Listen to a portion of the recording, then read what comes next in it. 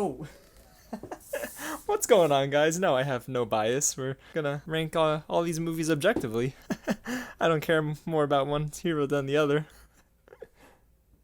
Oh.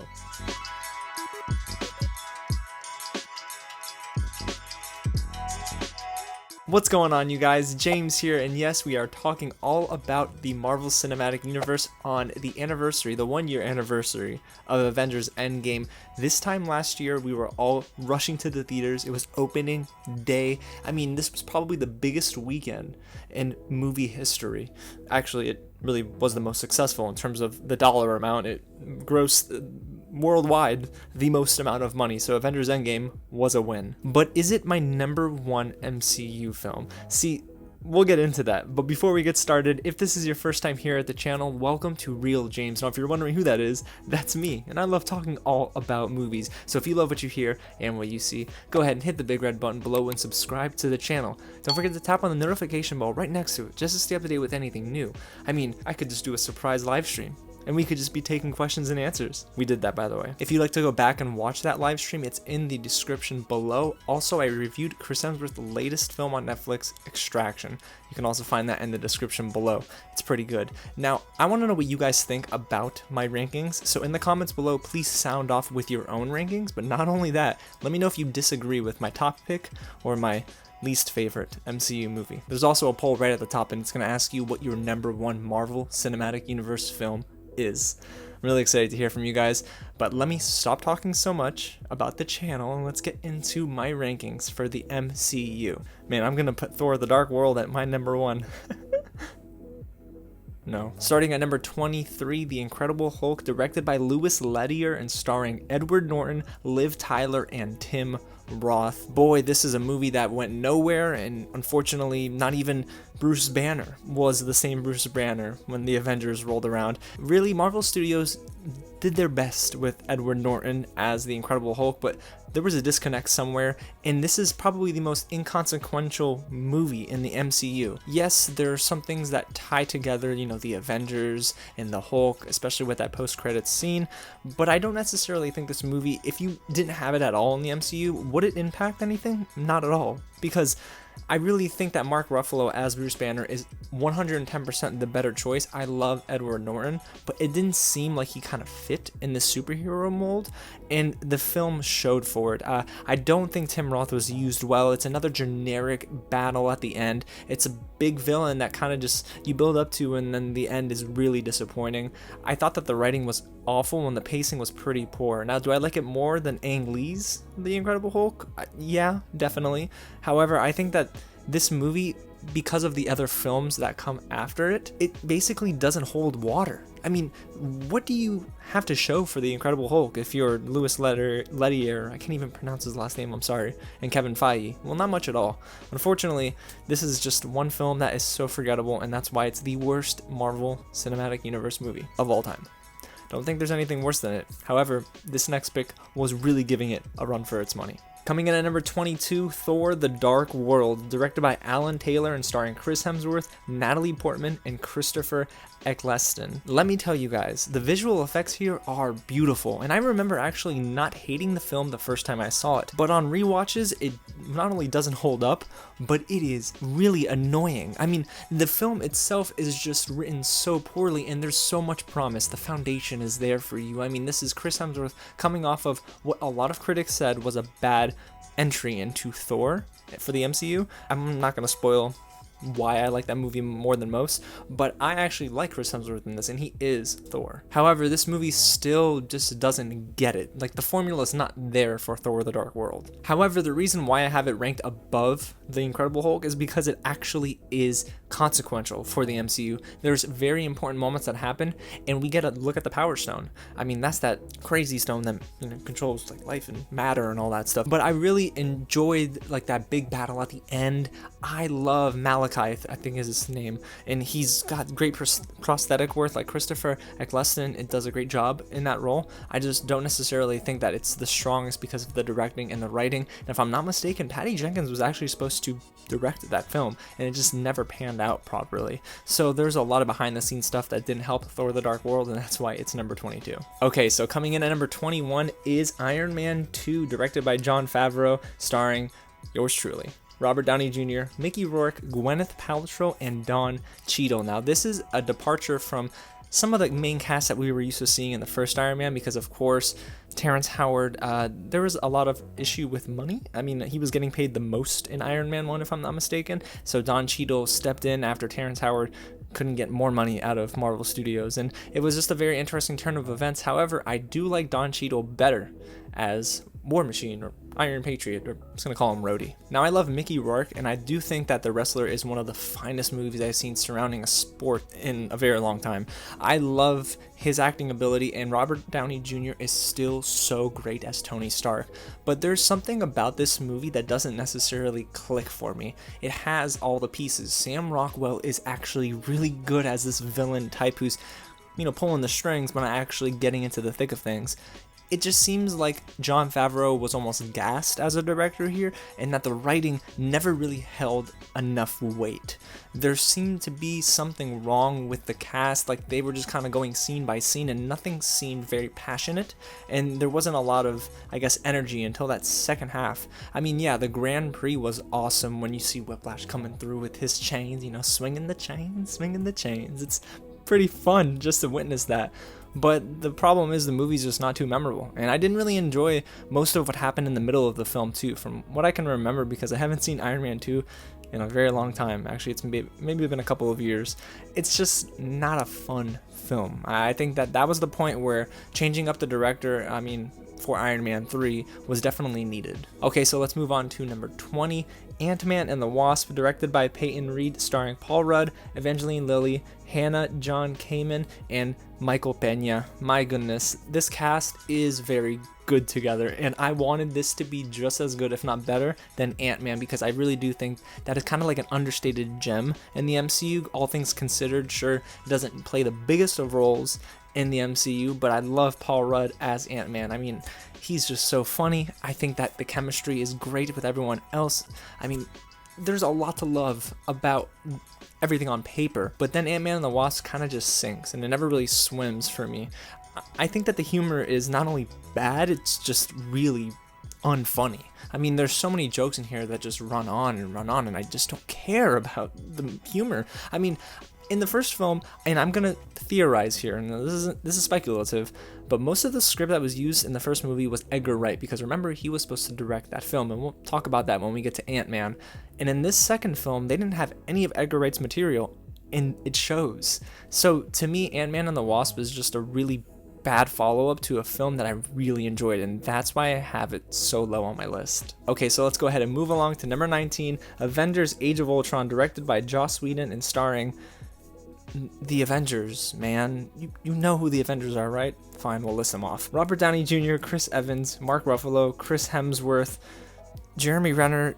Do I need to keep going? Sam Jackson? Okay, we get it, right? We get it. Now, I actually just watched Avengers: Age of Ultron recently because I hadn't seen it more than 2 times. And I figured, okay, I've seen so many of these movies on this list more than twice. Let me go ahead and give Age of Ultron a third chance because it's probably better than I thought, right? Wrong. It's actually much messier than I remember, and also more convoluted. The plot is just so squished together, and there's too much happening that by the end I was so terribly exhausted. It's over 2 hours long, and it's a lot of build up for the next series of MCU films, especially in that second half, even though the second half was probably better than the first by a large margin, maybe because there's just more big action sequences, and that's why Age of Ultron was probably, in my opinion, well received at first. And then when you go back and watch it again, a lot of the dialogue doesn't work. Joss Whedon's really on his last leg, similar to Jon Favreau with Iron Man 2, and the humor is just not funny. I laughed maybe a few times in the beginning, but then as the movie keeps going on, I'm just thinking to myself, all right, let me ask a question here, Joss Whedon. You're supposed to have a super serious scene. For maybe once, can you not make a bad joke? And unfortunately, plenty of bad jokes came about. I think that Age of Ultron is one of those films where you have a very good cast, you're building on a successful film with the Avengers, and you just really can't do much else with this plot. Ultron was right there. James Spader was there for the taking. Honestly, just use him in every scene. And while he was used more than I remembered, I don't necessarily think he was used properly. James Spader is great. He's funny. He's sinister. I mean, he's got it pretty much all. He's the complete package as an actor. I just don't necessarily think that you need to give him this grandstanding speech all the time. Like, why does he have to stand on a podium and speak to you like this? Ultron. It's like your dialogue the whole movie has been very laid back, humorous, and you want to make Ultron grandstanding half the time.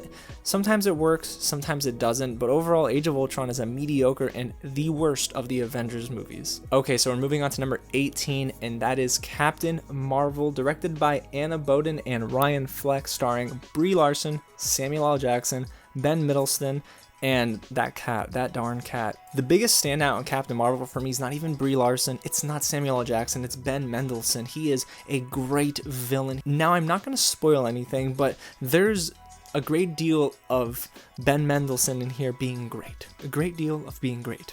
Yeah, I know. I liked Brie Larson better than most. However, I honestly get that Captain Marvel is a mid-tier MCU movie. There's nothing to hate about it, and there's nothing to love. Everything is pretty much in the middle for me. Sometimes it's too predictable, and sometimes none of the acting works too well. Like, Brie Larson should have been directed the way she was by the Russo brothers, and that way you get more of a personality. And not only that, I think you allow Brie Larson to be a bit more free. I get that her character is written to be someone who's shell-shocked, dropped on Earth after living literally in space, and I get it. But the problem is it doesn't necessarily bleed well through the screen to the audience. So I left thinking, okay, I like Captain Marvel. I think a lot of people that hate it are wrong, because there's this weird movement in the MCU where no one was really taking Brie Larson seriously, and that's a problem because she deserves to be taken seriously. But I like the movie better than most. Just don't necessarily think it was more than just average or mid-tier, which is why I have it ranked where I do. Okay, so let's move along to number 17, Thor, the first Thor, directed by Kenneth Branagh, starring Chris Hemsworth, Anthony Hopkins, and Natalie Portman. Now, the way this movie is shot can be described in 2 words: Dutch angles. I mean, mamma mia, everything is turned to the side, and I don't necessarily know why Kenneth Branagh needed to do that too often, but I did read an interview or listen to a podcast, I can't remember, one or the other. He said that he wanted to give a very comic book approach, the feel of a comic book where the panels sometimes are not very even. And okay, props for really trying to stick true to the source material, but man, I was so tired of that technique after a while. However, it really is a good drama. It's not necessarily action-packed until the 3rd act, but I did love getting to know Chris Hemsworth as Thor, and Natalie Portman's character is really, she's good. I don't know why people necessarily didn't like her character. Maybe because they felt the romance was a little forced, but I loved that they had a romance in this film, and the drama and the Shakespearean feel to it. It really worked for me, and I really think that Thor doesn't get enough credit and is probably the most, I would say, underrated MCU film. I definitely like it a lot more than most people. So yeah, I would definitely keep it here at this spot. It's deserving of where it is, but it's not necessarily a great Marvel film. It's dated, so if you watch it again, you might feel like the effects are a little lacking, but I still like Kenneth Branagh's Thor. Okay, going to number 16, Ant-Man, directed by Peyton Reed once again, starring Paul Rudd, Michael Douglas, and Corey Stoll from House of Cards. I mean, you've seen him in so many other things as well, but this was the first time I had even thought of Ant-Man being in a Marvel movie. I never thought it would happen. They were teasing it, I was hearing the rumors, and I'm so glad that we got the movie we did, because it is so much fun. Sure, the villain is super generic, and the big battle isn't necessarily impacting, but it's Paul Rudd and Michael Douglas on screen together. They're so great in this film, and Paul Rudd is so funny. His comedic timing is perfect on every single level, and I don't care what anyone says. I know that Edgar Wright got some writing credits, but they used had to have used 80% of his script because the jokes were very Edgar Wright and the humor hit on all cylinders, unlike Ant-Man and the Wasp. So I did like this movie a lot. However, the MCU is so vast by now. We're 23 movies in, but there are definitely movies that rank above it. So let's go to my number 15 MCU film. Guardians of the Galaxy Volume 2, directed by James Gunn and starring Chris Pratt, Zoe Saldana, Dave Bautista, Bradley Cooper, Vin Diesel. Oh my goodness. Okay, Kurt Russell. Oh my gosh, are we gonna keep going? There's so many people that name it's an ensemble cast, but it's such a fun film. It's very colorful and I love the cinematography. I think that the music choices again are on point, and I actually did recently rewatch this movie with my dad and I appreciated it a little bit more. When I first saw this movie, I thought, yes, it's good. Saw it again and I thought, okay, it's a little too long. And the third time I thought, okay, well, here we go. James Gunn had a vision for this, right? And I think that his vision was definitely saw all the way through. Kurt Russell's great with Chris Pratt. I do think that the humor maybe runs on a little too long sometimes. The running jokes outside of Tate's face are just a little weird, and they maybe don't fit well with the pacing of the film. And there's many times in this movie where I was a little tired, and maybe that's because of the length. It is a long film, and I had to really buckle down and just watch it beginning to end. You can't really take too many breaks in this movie, or breaks at all, because you might lose a little bit of interest. That's the thing about Volume 2, is that I think the replay value is not as high. However, I still think that the movie has enough there in terms of the family values. I mean, Nebula and Gamora, Chris Pratt's character, Star-Lord. Sorry, I don't know why I had to say it like that. And Kurt Russell being Ego is really it's a different approach for an MCU film because it's more mature. And that's what I like about this movie a lot. And of course, seeing Rocky on the big screen is pretty cool, right alongside Michael Rooker. I mean, I'm Mary Poppins, y'all. Alrighty, so we're moving on to the next. Number 14, Iron Man 3, directed by Shane Black and starring Robert Downey Jr. once more, of course, Guy Pearce, and Gwyneth Paltrow. I'm not going to spoil anything here because there are some people who might be just getting into the MCU, so I don't want to say too much, but Ben Kingsley's also in this film and is great as the Mandarin. I love how this feels more like a comic book film without needing to be forced down your throat as a comic book movie. Shane Black does a really good job at having his voice kind of blend with the MCU formula, because at this point, yes, Marvel definitely has a working formula, and Shane Black, to me, did a great job with this movie. I love the crescendo of action at the end, and all the way through, I think it actually is better on rewatches.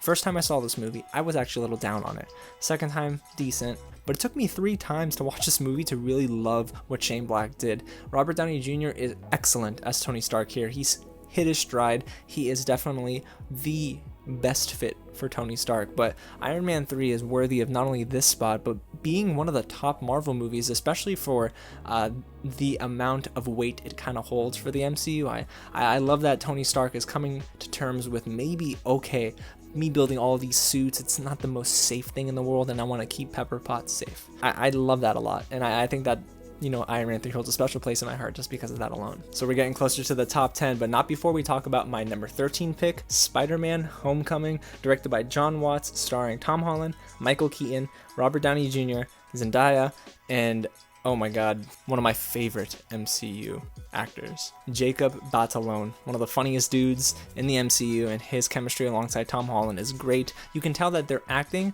like their characters, kids, but they still have a very mature approach to the characters. Now, if you've been following this channel, you might have heard me talk about Spider-Man Homecoming and how it is not the best Spider-Man movie, but when I first saw this movie, I thought it was one of the worst Spider-Man films. Not only was I down on it because it didn't really work for me the first time, I thought that Michael Keaton as Vulture didn't resonate with me as a villain. If anything, he was just a lazy character, written poorly. I came out of the theater thinking that maybe this is a film that should have been reworked a little bit differently. It needed to be, I guess, brought back to the cutting room floor, and they probably needed to go back and rewrite a couple of scenes. I would have done things differently here and there. I was picking this film apart. But then when I bought it on like a cheap sale day at Best Buy, sat home and watched it again, but not because of what I wanted, but because of what Jon Watts wanted to bring to the character and what Tom Holland delivered as Peter Parker in Spider-Man. It worked for me, and it actually is one of my favorite Spider-Man movies, but it isn't really too high on the MCU list. It's not in my top 10. It was tough to not put it in my top 10, but there's a particular Spider-Man film that might make a top 10. Okay, so at number 12, Black Panther, directed by Ryan Coogler, starring Chadwick Boseman,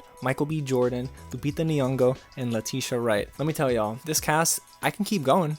I mean, there are so many amazing actors in this film that I can just tell you. Like, I'll just pick some out from the top of my head. Like, Danny Gurira is great. I'm so sorry if I mispronounced that. And then Winston Duke is just so lovable. I mean, this entire cast works well together. I've been waiting for this film for a while, so when I actually sat down and saw it with my girlfriend, I thought, you know what? This is a quality Marvel film, but actually, I think it's just a quality movie in general. Michael B. Jordan is not only so great as an actor, but he delivers a villain that you kind of have sympathy for in a sense. So there's a layered approach. It's not your typical MCU villain. Next to Thanos, I think Michael B. Jordan is the best portrayal of a villain that we've gotten in the MCU. But not only that, I think Michael B. Jordan as Killmonger and Chadwick as, of course, Black Panther really gives you this sense of, okay, there's an elite crop of actors in the MCU, and these aren't just superhero films. These are good films on their own. Black Panther is still so good, and I would rewatch that movie in an instant because it is just visually appealing, and also it has a great story. Also, it helps that Ryan Coogler is one of the better director and writers out there. I pretty much watch anything he directs or anything he writes. Okay, so at number 11, Captain America, the First Avenger, directed by Joe Johnston, who, yes, directed Jumanji. Stars Chris Evans, Hugo Weaving, Tommy Lee Jones, and Haley Atwell. Man, I really like this film. I saw it for the first time in college as a freshman, and you know what? People were telling me, hey, this movie stinks, it's boring, la la la. You know what? I watched it and I thought, hey, I really like this movie. It's paced well. I think that everything is done wonderfully. Red Skull is awesome. Captain America is great. Chris Evans is Cap, and he's actually my favorite MCU character and actor in this entire cinematic universe. And I think that what the movie succeeds on is an origin story that doesn't necessarily feel like it's crippled by the origin tale, if that makes sense. You're not going through the motions because eventually you get to Cap's story and it just takes off on its own. So there's another plot to follow all the way through. I love that. And I think that, you know, the movie just has this old-timey feel. Tommy Lee Jones is hilarious in this film. It works so well. Hugo Weaving is a top-tier actor, and I wish we got him back for future MCU films, but unfortunately we didn't. So this is a film that I think if you haven't watched it in a while, revisit it and it will hold up to this day. Oh baby, top 10, Dieci, that's Italian, or Dici, I think it's Dieci. I'll have to look that up. But we're into my top 10 MCU films, starting with number 10, The Avengers, directed by Joss Whedon, starring The Avengers. I mean, what's more to say about this film that hasn't been said already? I think that The Avengers is not only one of the greatest starts to a huge franchise, because yes, the previous films to The Avengers were pretty big, but The Avengers was big. The Avengers is literally what changed the landscape for cinema moving forward. By many, it's still considered the blockbuster to top all blockbusters. It brought to life a vision that I had as a kid that I'd never seen before on the big screen, and I absolutely loved The Avengers. However, over the years, I think that it kind of dates itself, but not only that, is it really the greatest or one of the greatest MCU movies? Some people have it in their top 5, but for me, being at number 10 I think is fair, only because the film struggles with introducing so many players to the table, but the problem is you never really get assimilated to the actual plot of the film. Remember, it's a movie at the end of the day. It's not just, here's Captain America. It's not an exhibition of just showing you these different characters. I like when they try to work together. However, you know, there were a lot of introductions here, and I don't necessarily hate the film's pacing, but there are times where I feel like it drags just a tad, but it does set up really good foundations for so many characters that we've come to love in the MCU. So overall, it is a fun film. It's just not better than the other 9 movies I have ahead of it. And honestly, that's a testament to how great the MCU is. Okay, so number 9, Thor Ragnarok, directed by Taika Waititi, starring Chris Hemsworth, Tom Hiddleston, Cate Blanchett, and Mark Ruffalo. Let me tell you guys something. This isn't one of the only moments that I've had with the MCU where I stopped and I thought, how is this actor right now in a superhero film? Because Cate Blanchett is fantastic, and the fact that I saw her build on this cast and crew list was insane. I love her performance. She's a great villain. I mean, let me tell you guys, I don't think she got enough love for her performance here because people were focusing on the humor and how this is the Thor movie that we've been wanting for a while. There are the fans out there that I understand don't think Thor Ragnarok is a good representation of Thor as a serious character, but for me, the first two films were relatively weak overall, but Thor Ragnarok was bringing this character to life. Yes, Thor and Chris Hemsworth, I mean, I should just say Thor because Chris Hemsworth is Thor. But Thor is great in the Avengers films, but he never had a standalone film that really could stand out from the crowd. And Thor Ragnarok was that movie. I love Hulk and Thor in here, their budding friendship.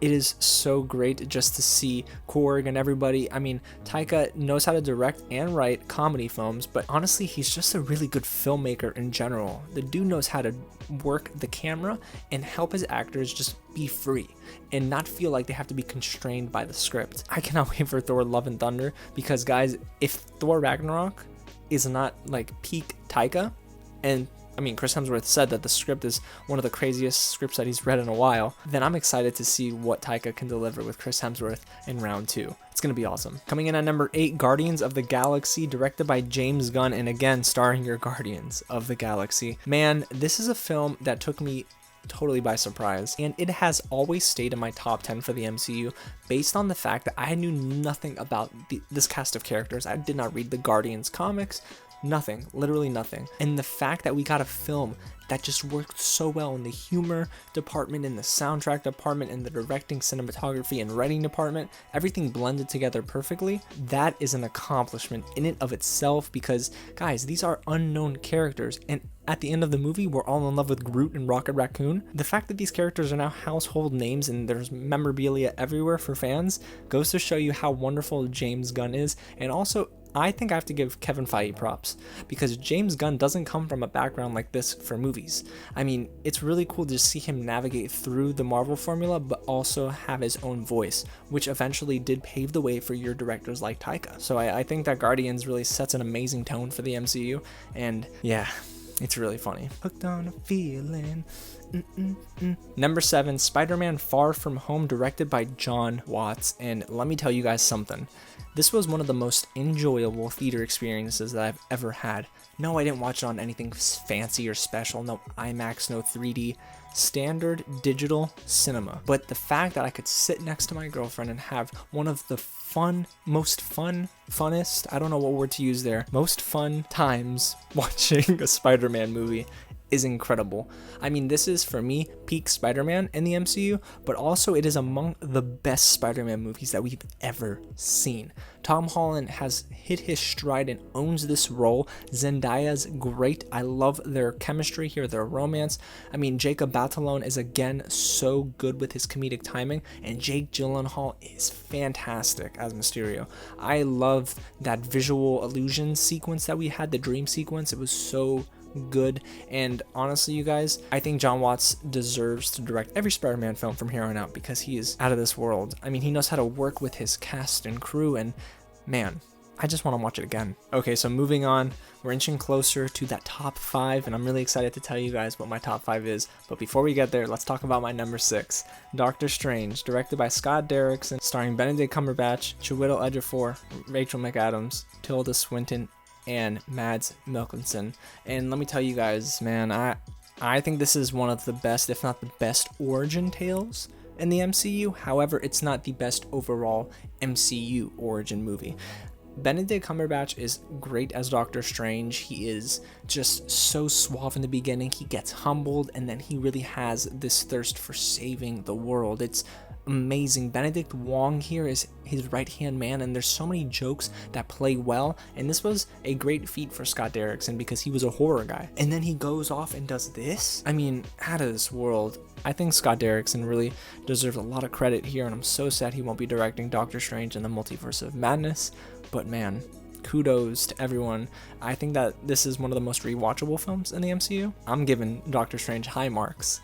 I love this movie. I think it works well. The battle is great. Dormammu, it's just fun. Okay, let's get into my number 5 MCU film, Iron Man, directed by Jon Favreau and starring everyone that pretty much was in Iron Man 2 besides Terrence Howard because he got replaced by Don Cheadle. We just talked about that. But anyway, Iron Man is great. I'll never forget the first time I watched it. Watched it at my friend's house on his PlayStation, not knowing we were watching Iron Man, and I didn't know how he got the copy. And it was one of the best MCU movies that I can honestly tell you has ever been made. It is just so great, and I love that Iron Man really has a knack for telling an origin story. But Jon Favreau said to Robert Downey Jr., you go off and improvise, be your own actor in this crazy cinematic universe that we're about to build. This is what jump-started the MCU, and because of that, it needs to be in my top 5. If not for Iron Man, we're not getting the MCU.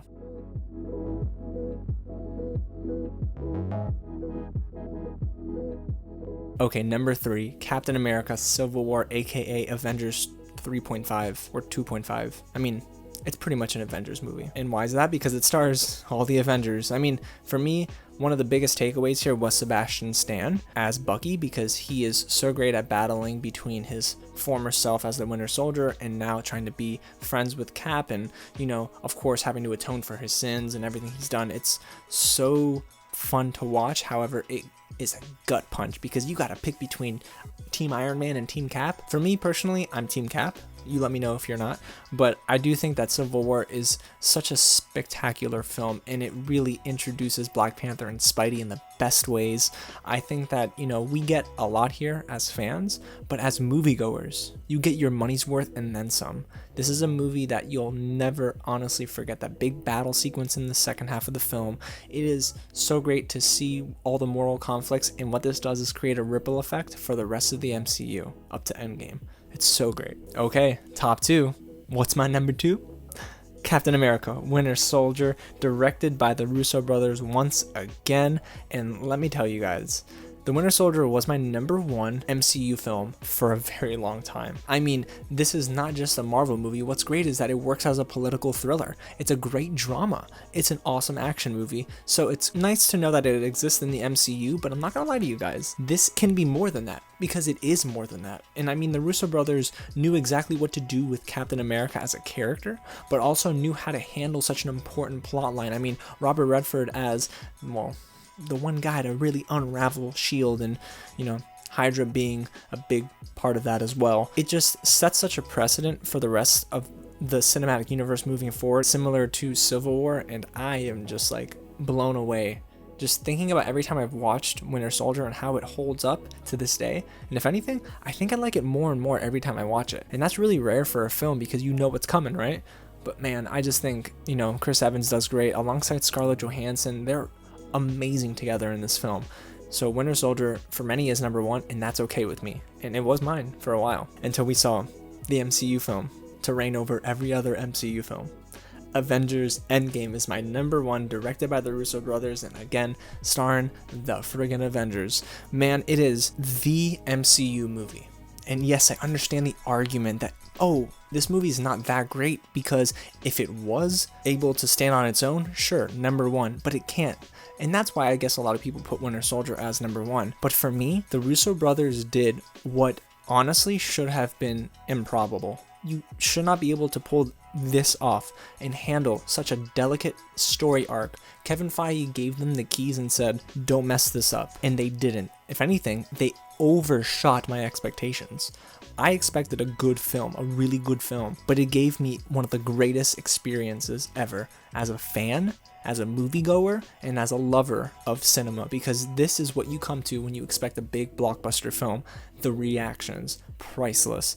Everyone's post about specific characters and what they meant to them, priceless. The death scenes in this movie really moved me. I mean, there are some things I can pick out that I wish maybe were done better. Black Widow. But I think overall, Avengers Endgame is well deserving of the number 1 spot because it holds a special place in my heart, and it is the epitome of the MCU and its greatness. It is the definition of how a superhero story can end, an arc I should say, can end on the highest of notes.